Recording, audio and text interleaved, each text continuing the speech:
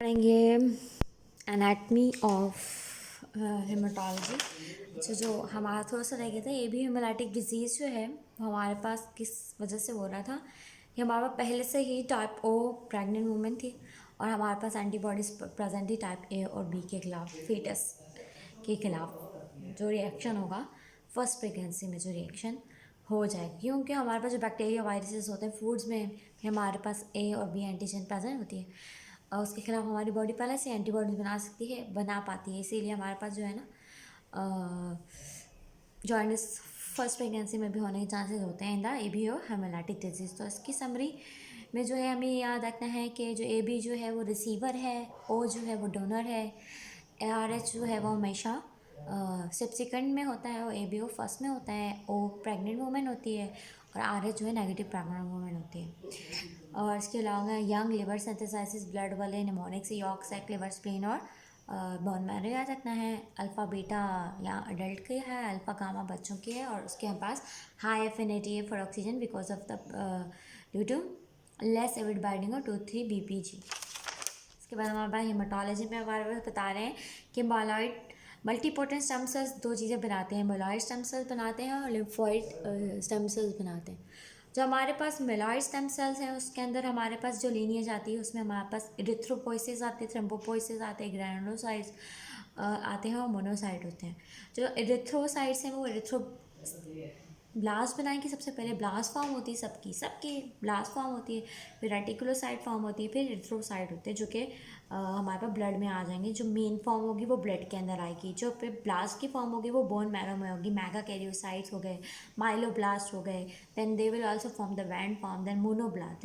ये सब AML में बनेंगे। जो भी ब्लास्ट फॉर्म है ये एक्यूट माइलोनिजिस ल्यूकीमिया के अंदर बनेंगे। जब हम मेच्योर हो जाएंगे तो हमारे पास जो है क्रॉनिक माइलोनिजिस ल्यूकीमिया कराएंगे जिसमें erythrocyte, platelet, eosinophil, basophil, neutrophils आएंगे, इन्हें बैन कहेंगे हम, ठीक है। उसके बाद हमारे पास मोनोसाइट आ सकते हैं या मैक्रोफेज जो कि टिश्यू में बन जाएंगे। तो सिर्फ मैक्रोफेजेस हमारे टिश्यू में बनते हैं। फिर लिम्फोइड सेल में अगर ALL की बात करें तो लिम्फोब्लास्ट होगा जो कि इमेच्योर फॉर्म होगी बोन मैरो में। जब वो मेच्योर फॉर्म में आएंगे तो B सेल, T सेल, नाइट्रोकिनल सेल्स बनेंगे, ठीक है। तो ये बनाएंगे हमारा क्रोनिक ल्यूकोमाइड ल्यूकीमिया करवाएंगे। B सेल्स जो है प्लाज्मा सेल बनाते हैं। T सेल्स की दो टाइप्स होती हैं, T हेल्पर सेल, साइटोरेक्टिव C सेल। और इसके अलावा जो हमारे याद रखने की डार्शा किलर भी हमारे पास लिम्फोसाइट के वहाँ से आ रहा है, ठीक है। देन हमारे न्यूट्रोफिल्स आते हैं जो कि लोब्ड होते हैं। अब हमें याद रखना है कि ये एक्यूट इन्फ्लेमेटरी में सबसे पहले जो है इनिशियली हमारे न्यूट्रोफिल आ जाता है। ये फेगोसाइटोटिक होता है, ये मल्टी लोब्ड इसके न्यूक्लियस है, यही जो इसकी पहचान है, ठीक है। और अगर 6 से ज़्यादा होते हैं तो उसे हम हाइपर सेगमेंटेड न्यूट्रोफिल्स कहते हैं जो कि हमें विटामिन B12 और फोलेट में पाए जाएंगे, ठीक है। इसके पास स्पेसिफिक जो है ल्यूकोसाइट अल्कलाइन फॉस्फेट होते हैं जिसे कहते हैं लाभ, ठीक है, ये होता है। उसके अलावा इसके बाद कोलिनेजेसिस होते हैं, लाइसोसोम्स होते हैं, लैक्टोफेरिन होते हैं जो क्लिंग करने में हमारा हेल्प करेंगे। इसके बाद एजोफिलिक ग्लैन्यूल्स होते हैं जिसके अंदर जो है बैन से हमने बेजोफिल, एसिनोफिल और नाइट्रोफिल याद किया। L3 है यानी कि लाइसोसोम कंटेनिंग L3, तो ठीक है। इसमें लैब पर याद किया है लाइसोसोम, लैक्टोफेरिन और एजोफिलिक ग्रैन्यूल्स के अंदर जो लाइसोसोम है उसके अंदर हमारे पास आते हैं। उसके बाद प्रोटीनेजेस भी हैं, एसिड फॉस्फेटेजेस भी हैं, माइलोपेरोक्सीडेजेस की हैं, बीटा ग्लाइकोरोडेज जो ग्लाइकोरोडेशन करवाते हैं बिलिरुबिन की। इन्फ्लेमेटरी स्टेट में बढ़ जाता है, न्यूट्रोफिलिया हो जाता है और न्यूट्रोफिल शिफ्ट होता है जिसे लेफ्ट शिफ्ट कहते हैं। अब लेफ्ट शिफ्ट क्या होता है कि हमारे पास ये जो हमारे पास न्यूट्रोफिल नज़र आ रहे हैं यहाँ पे, ये जो न्यूट्रोफिल प्रोसेस का जो बढ़ जाना है ना इसे हम लेफ्ट शिफ्ट करते हैं। क्या इसके अंदर बैंड सेल्स यानी आ गए, इसके अंदर हमारा मेटामाइलोसाइट्स आ जाएंगे, पैराफी में बढ़ जाते हैं। जब हमारे पास क्रॉनिक माइलोनिजिस ल्यूकीमिया होता है तो हमारे पास ये होता है कि हमारे पास बैंड सेल्स जो है ना बढ़ जाते हैं, या इन्फ्लेमेशन का जो स्टेट होता है उसमें बहुत ज़्यादा इन्फ्लेमेशन होती है, सेल्स बहुत ज़्यादा प्री मेच्योर रिलीज हो रहा होता है। अच्छा, ल्यूकोइथ्रोब्लास्टिक रिएक्शन में क्या है कि ल्यूकोसाइट के साथ साथ अब हमारे पास ल्यूकोसाइट नहीं हुए, सिर्फ इथ्रोब्लास्टिक मतलब RBC जो इमेच्योर है वो भी होंगे। और ये अब कब होगा जब बोन मैरो में हमारे पास क्या है, बोन मैरो के अंदर जो है माइलो फाइब्रोसिस हो रही है, इन्फ्लेटेशन हो रही है, मेटास्टेसिस हो रही है, बोन मैरो के अंदर जो डिप्लेसमेंट होकर वो सेल्स के अंदर जो है RBC इमेच्योर है वो रिलीज होना शुरू हो जाएंगे, ठीक है। उसके अलावा हमारे पास क्या है, इसके पास दो तरह के ग्रैन्यूल्स होते हैं न्यूट्रोफिल्स में, एक होता है लाइट ब्लू और एक होता है डार्क ब्लू। जो डार्क ब्लू होते हैं उसमें कोर्स ग्रैन्यूल होते हैं और जो लाइट ब्लू होते हैं उनका नाम दिया है डोहल बॉडीज, पैरिफेरल इंक्लूजन होते हैं। ये हमें याद रखनी है, डायग्राम आ सकती है, ठीक है। ये डायग्राम आ सकती है न्यूट्रोफिल्स के हाइपरसेगमेंटेड और न्यूट्रोफिल के जो इमिटेटिव फैक्टर है ये भी बहुत ज़्यादा C5a है, इंटरल्यूकिन 8 है, LTB4 है, लिकोट्राइन रिसेप्टर FHETE है, क्लैकोरिन है, पाफ है, platelet activating factor this is present on the platelets and formyl methionine जो कि बैक्टीरियल प्रोटीन है। देन हमारे पास इरिथ्रोसाइट्स, तो हमें पता है ये carry oxygen to the tissue, carbon dioxide to the lung. वो कोई न्यूक्लियस नहीं होता, इसमें ग्रैन्यूल्स नहीं होते हैं, सादा सा है, बायकनकेव है, large surface area to volume है। इसकी लाइफ स्पेन 120 होती है हमारे पास और 60 to 90 डेज बच्चों में जो है उसकी कम होती है, जिसकी वजह से हाइपोवोलेमिया के चांसेस ज़्यादा होते हैं। इसके MCQ ये आता जाता है सोर्स ऑफ एनर्जी क्या होती है, ग्लूकोज होती है 90% जो है ग्लूकोज होती है, 20% ये HMP शंट करते हैं, ये दोनों याद रखनी है।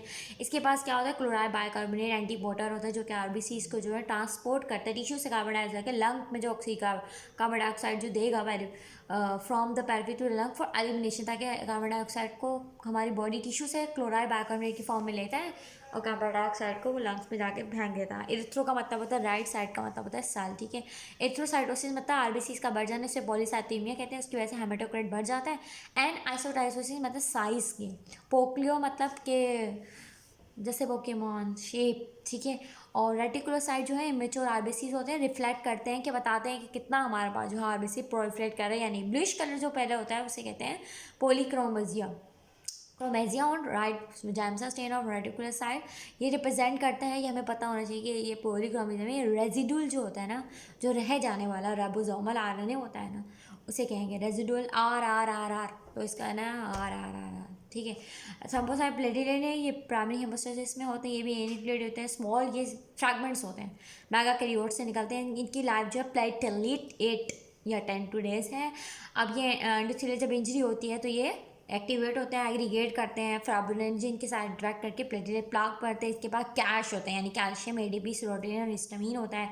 अल्फा ग्रैन्यूल्स होते हैं जिसके अंदर हमारे पास आता है बिल्मिनल फैक्टर, ये बहुत याद रखते हैं, इसके अंदर FF वाले आते हैं, बिल्मिनल फैक्टर, फाइब्रिनोजेन, फाइब्रोफैक्टिन और पाफ आता है। अच्छा, 1/4 जो है हमारे पास यहाँ पता होना चाहिए कि 1/4 जो है वो हमारे पास स्प्लीन के अंदर ये जो है हमारे पास स्टोर होता है। अच्छा, देन हमारे पास जो है हमें पता होना चाहिए थ्रोम्बोसाइटोपेनिया का मतलब है कि प्रैक्टिकिया होंगे, क्योंकि प्लेटलेट कम हो रहे हैं, फंक्शन कम हो रहे हैं, ये खुद कम हो रहे हैं। GB1B जो है उसके साथ हमारे पास विनरल फैक्टर होता है। फिब्रिजिन का रिसेप्टर कौन है, GP2B3 है। थ्रोम्बोपोइटिन जो है वो हमारे पास के नाम से पता चला है कि प्लेटलेट्स की प्रोफ्लेशन कराएगा माइक्रोकैरियोसाइट की। और अल्फा ग्रैन्यूल्स कंटेन WFF वाले चीज़ें। मोनोसाइट्स जो हैं वो याद रखने कैसे होते हैं, किडनी शेप होते हैं, इसकी न्यूक्लियस की शेप आ सकती है, हमें पता होनी चाहिए ये सब कैसे दिखते हैं। मतलब पेरिफेरी जब हमारे पास क्वेश्चन आएंगे उसके बाद extensive fossil glass cytoplasm, mono मतलब 1 न्यूक्लियस साइट मतलब सेल 1 न्यूक्लियस होगा, मैक्रोफेज बना देते हैं ये टिश्यू के अंदर। अच्छा,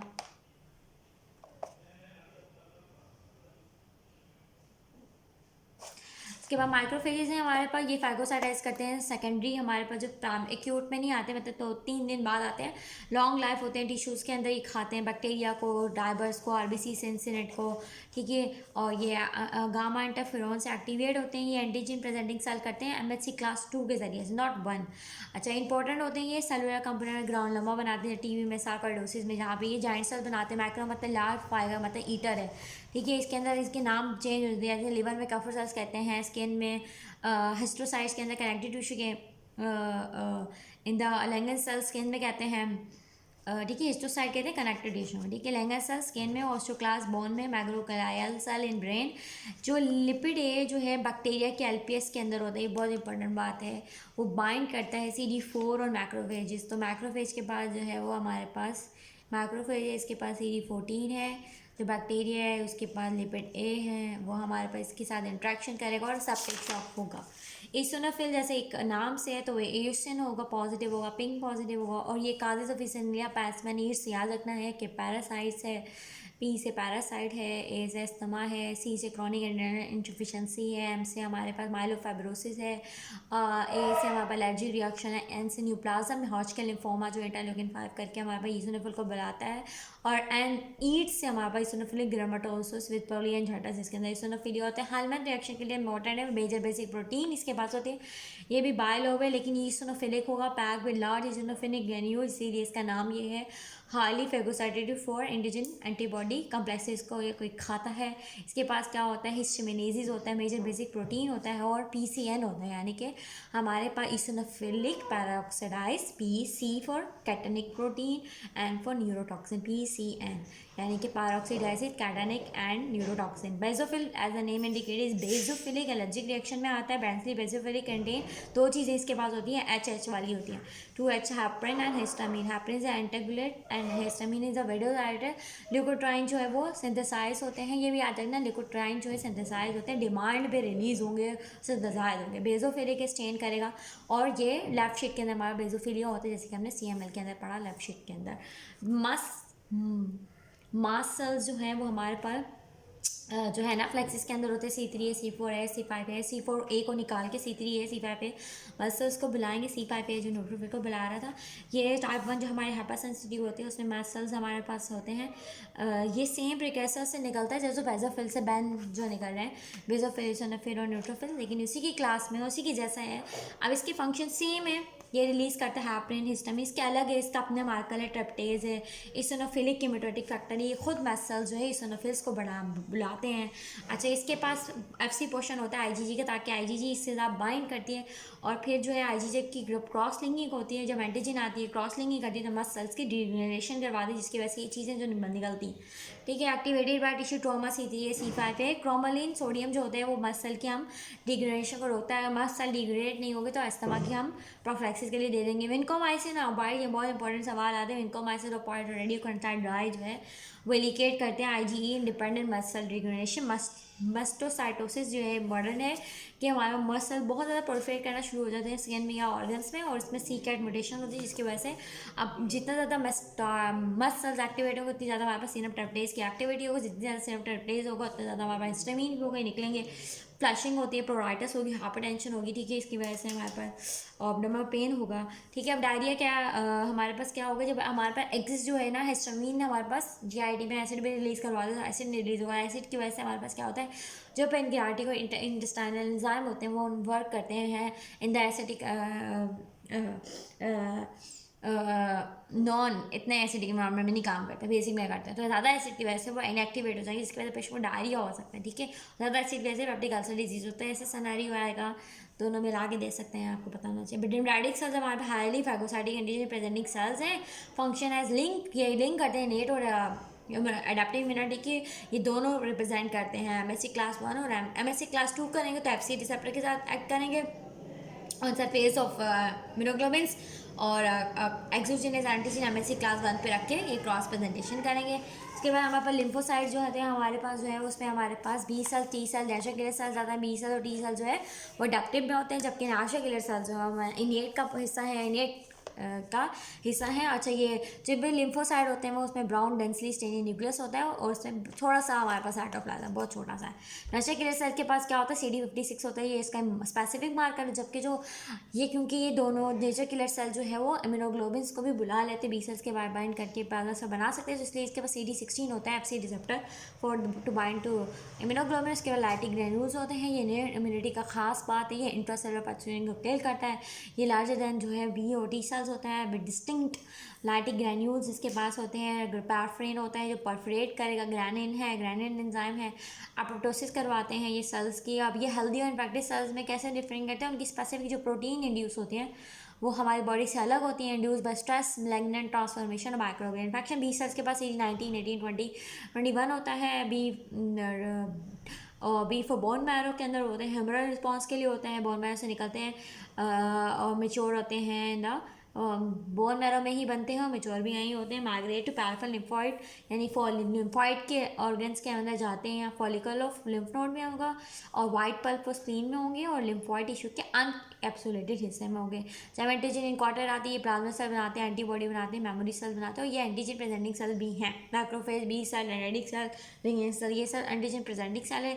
T सेल दो तरह के होते हैं, CD4 और CD8 होता है। अच्छा, हर T सेल के पास CD3 तो लाउड नहीं होता है, डिपेंड करता है हाइपर बनेगा या साइटोटॉक्सिक बनेगा, CD4 या CD8। अच्छा, अब जो फार्मूला हमने याद किया हुआ था कि रूल ऑफ 8 है कि MSc क्लास 2 किससे बाइंड होगी वो हम पता कर सकते हैं। अगर हमने टू को किससे मल्टीप्लाई करेंगे कि 8 आंसर आया तो 2 4 8 होता है। अब 1 को किससे मल्टीप्लाई करेंगे 8 से तो 8 आएगा। तो एमएससी क्लास 1 CD8 के लिए होती है। CD4 हेल्पर सेल जो है वो हमारे पास अटैक कौन करता है, HIV करता है। उसके अलावा जो है टी सेल जो है थैलेमस में मेच्योर होते हैं। कॉस्मेटरी सिग्नल जो है ना, कोस्टोमेटोलेटरी सिग्नल हमारे पास यही होता है CD28 टी सेल की एक्टिवेशन के लिए। मोस्ट सर्कुलेटरी लिम्फोसाइट्स क्या होते हैं, ज़्यादातर टी सेल्स ये होते हैं। प्लाज्मा सेल्स वो हो गया क्लॉक क्रोमेटिन जो है, क्लॉक फेस क्रोमेटिन होता है। ई सेंट्रिक इसका न्यूक्लियस नजर आ रहा है हमारे पास। एम्बेडेड रफ एंडोप्लाज्मिक रेटिकुलम है हमारे पास। और गोल्जी क्योंकि इसने एंटीबॉडीज बनानी है तो उसको बहुत सारे प्रोटीन्स बनानी है। Found in bone marrow, normally do not circulate in peripheral blood. तो ये सर्कुलेट नहीं करता नॉर्मली ऐसे ब्लड के अंदर। ये हमारे पास हो गया। उसके बाद हमारे फिजियोलॉजी आ जाती है। हमारे पास हीमोग्लोबिन में हमारा जो निमोनिक है फ्रॉम पॉजिटिव टू नेगेटिव का इस तरह से हमारे पास जो है ना ट्रैवल करते हैं। जितना जितना जो पॉजिटिव होगा वो उतना ज़्यादा कैथोड की तरफ जाएगा।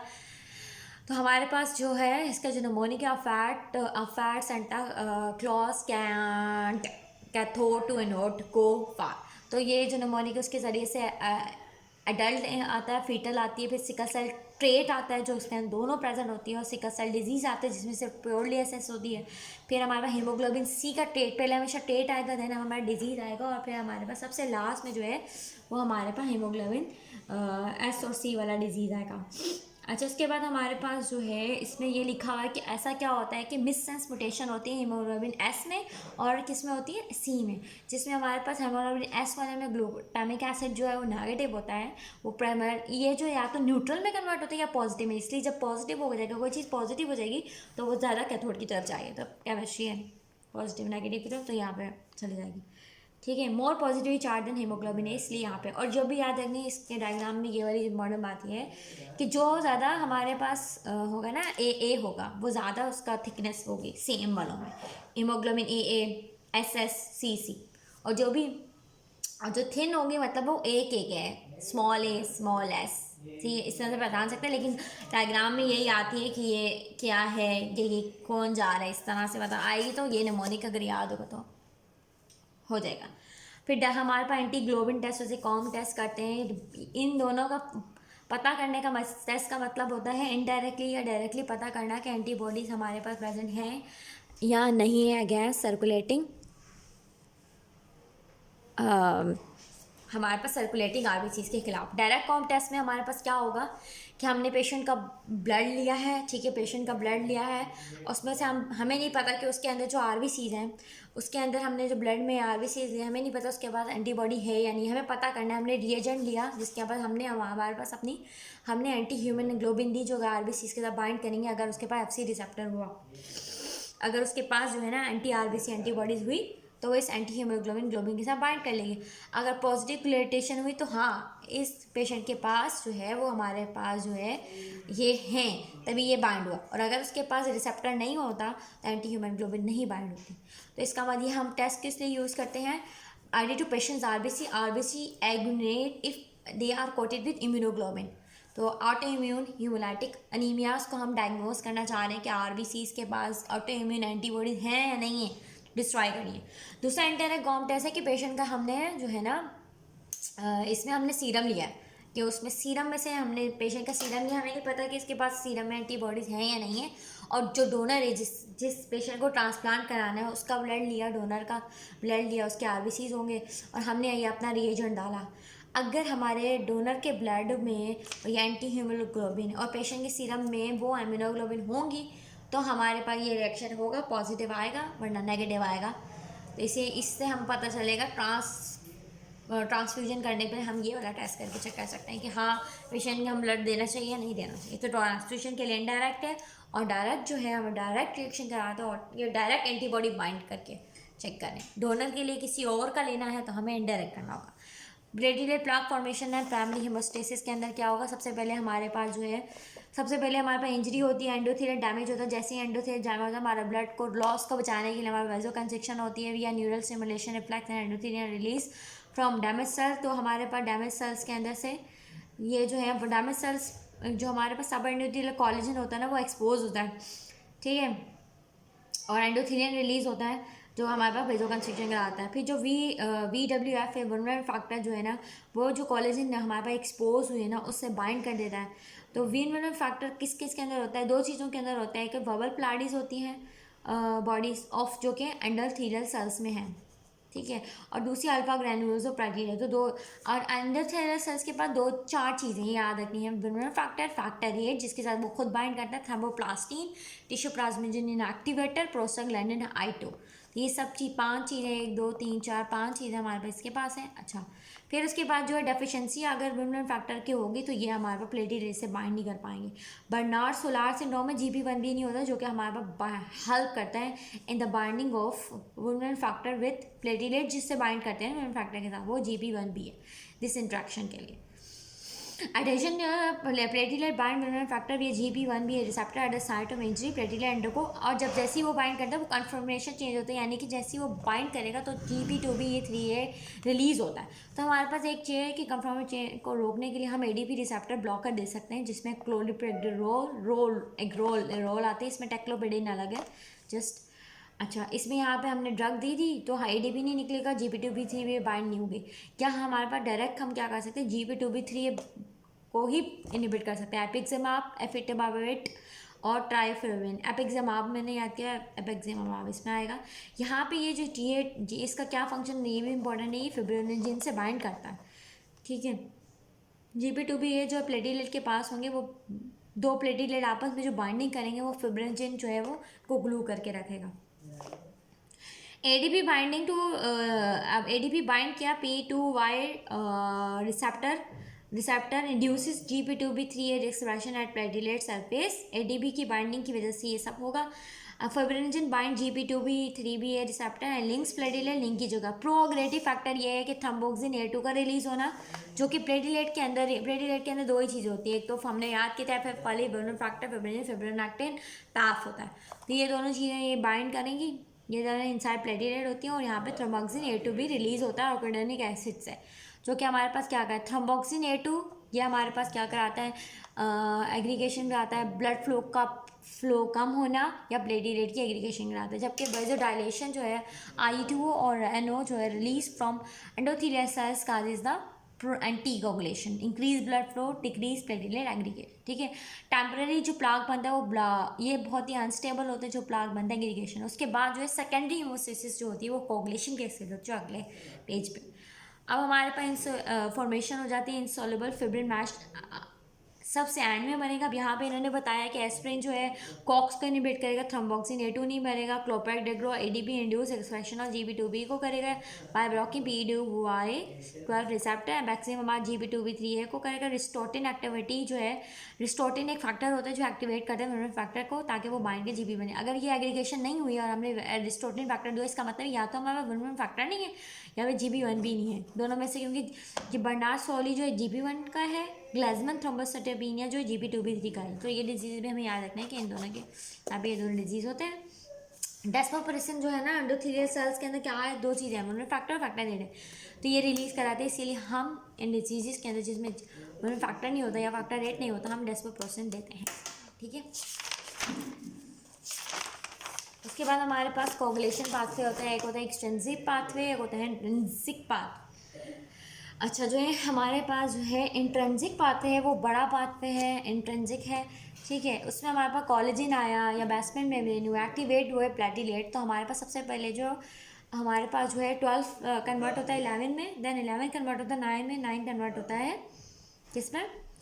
अब जो है 9 की कन्वर्जन जो है वो डिपेंड कर रही है, जो अल्टीमेट जो है 9 ने हमारे पास 10 बनाना है, याद रखना 12 11 9 10। तो यहाँ पे हमारे पास दो फैक्टर है, फैक्टर 8 एक तो हमारे पास आएगा जो मदद करेगा, वुलनरेबल फैक्टर के साथ होगा, जो उसको प्रोटेक्ट कर रहा होगा डिस्ट्रॉय होने से। और अगर हमारे पास एक्सटेंसिव पाते हैं जो कि टिश्यू फैक्टर है, जो कि हमारे पास सबसेस के अंदर होता है, वो हमारे पास यहाँ पे डायरेक्टली इसको आके 10 को एक्टिवेट कर देगा। तो 10 को फैक्टर 8 करता है और फैक्टर 7 करता है, जो कि हमारे पास एक्सटेंसिव पाते का, बाहर से आने वाले पाते का है। उसके बाद 10 को कन्वर्जन होती है 2 के अंदर, अल्टीमेटली 10 किस में कन्वर्ट होता है 2 में, with the help of factor 5। तो फैक्टर 5, अच्छा फैक्टर 5 और फैक्टर 8 को कौन इनिबिट करता है, प्रोटीन C और S जो है, ये जो इंटरमीडिएट एक्टिव अंदर आ रहे हैं इस पाथे के अंदर, जो बाहर हैं उनको प्रोटीन C और S एक्टिव इनहिबिट कर रही हैं। जो इस पाथवे को कोगुलेशन को बढ़ा रही हैं। अच्छा, याद रखना है कि जो हमारे पास जो है ये इन सब की क्या नाम है, प्रोटीन सी और एच जो है इनकी एक्टिवेटेड फॉर्म्स को इनिबिट करिए, 8A की और 5A की, ठीक है। उसके अलावा हमारे पास C1 स्टेज इनिबिटर, जो शुरू के बातें को कौन इनिबिट करेगा, 12 और 11 को कौन कर रहा है, तो हमारे पास C1 स्टेज इनिबिटर होता है जो इनिबिट करता है कोगुलेशन को। वो साथ ही ना सिर्फ इसको करता है बल्कि क्लिकरिन को भी करता है, जो कि हाई मोलिकुलर वेट क्लिकरिन को कन्वर्ट करता है ब्रेडिकाइनेन को, इसको भी इनिबिट करता है, इस पाथवे को भी, ठीक है। क्लेकरिन एस इनिबिटर्स क्या करते हैं, क्लेकरिन एक्टिवेट ब्रेडिकाइन, एस इनिबिटर जो है वो हमारे पास एस की वजह से हमारे पास क्या होता है, इनएक्टिवेट होता है ब्रेडिकाइनिन, और कोई बंदा एस इनिबिटर ले रहा है तो हमारे पास ब्रेडिकाइनिन भर जाएगा। अच्छा, उसके बाद हमारे पास क्या है, एंटीकोगुलेंट्स है, लो मोलिकुलर वेट हेपरिन और हेपरिन है, ये एंटीकोगुलेंट्स आ गए। अब डिपेंड करते हैं एंटीकोगुलेंट्स कौन से हैं। अगर डायरेक्ट थ्रोम्बिन हमने 10 की बात की है तो वो हमारे पास एक्टिवेटेड 10 को इनिबिट करेंगे, जिसमें हमारे पास अपेक्सिबवान आएगा और फोंडापाराक्स आएगा। इसके अलावा जो है डायरेक्ट थ्रोम्बिन इनिबिटर है, जो फैक्टर 2 को कर रहे हैं तो वो यहाँ पे करेंगे थ्रोम्बिन को। जब हमारे अल्टीमेट थ्रोम्बिन हमारा बनना है, थ्रोम्बिन ने कन्वर्ट करना है 1 फिब्रिनोजेन को फाइब्रिन के अंदर, फाइब्रिन मोनोमर एग्रीगेट करके with the help of calcium and 12, जो कि फिब्रिन स्टेबलाइजिंग, हमारे पास फिब्रिन का स्टेबलाइजिंग प्लेटलेट प्लाक बनता है, जिससे which is a common path है फॉर दीज। अच्छा, उसके बाद हमारे पास प्लाज्मिनोजेन से प्लाज्मिन बनता है with the help of tissue plasmin activator, और प्लाज्मिन क्या करता है, फिब्रिन डिग्रेडेशन प्रोडक्ट यानी डीडाइमर बनाता है। थ्रोम्बोलाइटिक्स में हम लोग जब डायरेक्ट में आएंगे तो थ्रोम्बोलाइटिक जो है टिश्यू प्लाज्मिन एक्टिवेटर, स्पेल्टिप्लास, रेटिप्लास सारे आ जाए, सेप्टोकाइनेज, ये सब हमारे थ्रोम्बोलाइटिक जो हम कार्डिक में देते हैं। एंटी फिब्रोनोलाइटिक के अंदर हम क्या बार बार आते हैं, anti fibrinolytics amino caproic acid and tranexamic acid होते हैं, जो कि TPA को हमारे पास इनिबिट करता है।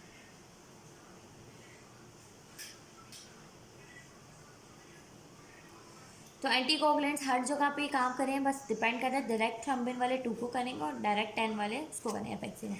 विटामिन के में हमारे पास आया था, हमें याद होता था कि रिड्यूस फॉर्म जो होती है वो एक्टिव होती है, ऑक्सीडाइज जो इनएक्टिव होती है। एपोसाइड रिडक्शन करके हमारे पास एक्टिवेट करेगा, ये इसको इनिबिट करते हैं वार्फरिन और लिवर फेलियर में हमारे पास ये होता है। जबकि हमारे पास विटामिन के जो है वो गामा ग्लूटामाइल कार्बोक्सिलेशन करवा रहा है, जो कि विटामिन के डिपेंड है। 2, 7, 9, 8, 10 2, 7, 9, 10 प्रोटीन सी और एस हमारे पास होते हैं, ये बन रहे होते हैं इसके जरिए। प्रोटीन सी और एस जो एंटीकोगुलेंट है, जबकि 2, 7, 9, 10 जो है क्लोटिक फैक्टर्स हैं, जो कि हेल्प करेंगे फिब्रिनोजेन को फाइब्रिन में बनाने के लिए। थ्रोम्बिन भी हमारे पास ये बना रहे हैं, ठीक है। अब ये जो है ना, ये पाथवे को हम लोगों ने मेंटेन किया हुआ है, एंटीकोगुलेंट को, एंटी थ्रोम्बिन जो ये क्या करता है वो एक्टिवेट करता है उन्हीं चीज़ों को ज़्यादातर जो विटामिन के कर रहे हैं, यानी 7, 9, 10 हमने पढ़ लिए, 7, 9, 10 एक्सेप्ट, क्योंकि ये तो इनिबिट करेगा 2 एंटी थ्रोम्बिन, किसको इनिबिट करेगा, इसके नाम में ये थ्रोम्बिन को 2, 7, 9, 10 हो गया, ठीक है। और 11, 12 हमने एक्स्ट्रा ऐड कर देना है, इसको भी इनिबिट कर रहा है। जो हैपरिन लाइक मॉलिक्यूल होते हैं ना, वो इसकी एक्टिविटी को बढ़ा देना, एंटी थ्रोम्बिन 3 की, तो हैपरिन लाइक मॉलिक्यूल इसकी एक्टिविटी को बढ़ाएंगे, यानी ये सारे फैक्टर इनिबिट होंगे। जो प्रोटीन सी होती है वो क्या करती है, वो थ्रोम्बिन थ्रोम्बोमेडिलिन थ्रोम्बिन के साथ बाइंड करके कॉम्प्लेक्स बना देती है, ठीक है। जिससे हमारा प्रोटीन सी क्या करती है, फिर ये जो है प्रोटीन सी को एक्टिवेट करता है, और प्रोटीन सी जो है वो रिक्वायर करती है प्रोटीन एस को। तो प्रोटीन एस हमें मिल जाती है तो ये 2 चीज़ों को करेगी, जो बाद में बाहर से आ रहा है, फैक्टर 5 और फैक्टर 8। फैक्टर 8 पहले आता है, फैक्टर 5 बाद में आता है, जो अल्टीमेटली थ्रोम्बिन बनाता है। सबसे शॉर्टेस्ट जो है वो 7 है फैक्टर, जो सबसे लॉन्गेस्ट है वो फैक्टर 2 इज़ फॉर लॉन्गेस्ट। अच्छा, principal target of anti thrombin and factor 10, तो फैक्टर 10 और 2 जो है ना एंटी थ्रोम्बिन का मेन है, क्योंकि 10 होगा तो 2 बनेगा, इसलिए। फैक्टर 5 प्लेडल की अगर म्यूटेशन हो जाए तो हम फैक्टर 5 को हम इनएक्टिवेट नहीं कर पा रहे, और सारा जो है वो तो फैक्टर 5 इनएक्टिवेट नहीं हो रहा, प्रोटीन सी उसको नहीं एक्टिवेट कर रही, उसकी इतनी म्यूटेशन है कि प्रोटीन सी उसको नहीं एक्टिव कर पा रही, तो हमारे पास कोगुलेशन पाथवे जारी रहेगा। और tissue plasmin activator is use clinically as a thrombolytic को हम ऐसे यूज़ करते हैं। अच्छा, और जब भी विटामिन के हमारे पास जो है